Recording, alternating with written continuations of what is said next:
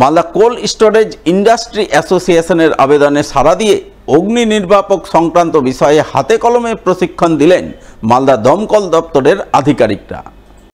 বুধবার অগ্নি নির্বাপক সংক্রান্ত এমনই প্রশিক্ষণের ছবি নজরে এলো মালদার ইংরেজ বাজারের যদুপুর কমলাবাড়ি এলাকার এক কোল্ড স্টোরেজে।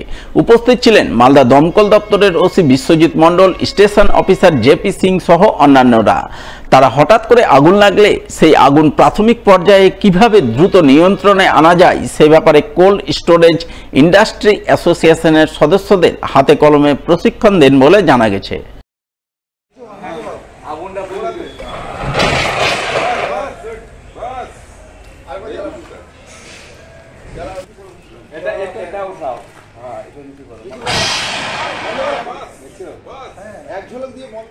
আজকে আমাদের এখানে একটা আগের থেকে আপনার কোল্ড স্টোরে আমাদের চিঠি করেছিল, সেই চিঠি মতো আমরা আসি। আমরা এসে সেই আগুন কীভাবে হাতে কলমে কীভাবে শিক্ষা দেওয়া যায় সেই হাতে কলমে শিক্ষা দিলাম এবং তাদেরকে এটাও বলা হলো যাতে কোনোরকম, এটা তো আমাদের ছোটো পটু, এই আগুনটা ছোটো অবস্থাতে আমাদের মারতে হবে, বড় হলে হবে না।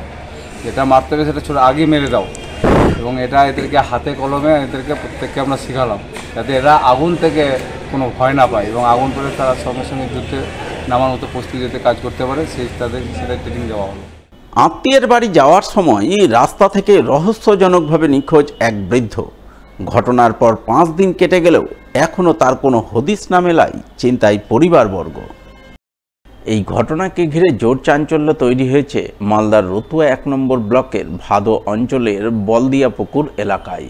জানা গেছে নিখোঁজ বৃদ্ধের নাম তামিজউদ্দিন, বয়স 74 বছর, বাড়ি বলদিয়া পুকুর এলাকায়। তার পরিবার সূত্রে খবর তিনি গত শুক্রবার বাড়ি থেকে বের হন এক আত্মীয়ের বাড়ি যাওয়ার উদ্দেশ্যে, কিন্তু তিনি আত্মীয়ের বাড়ি যাননি।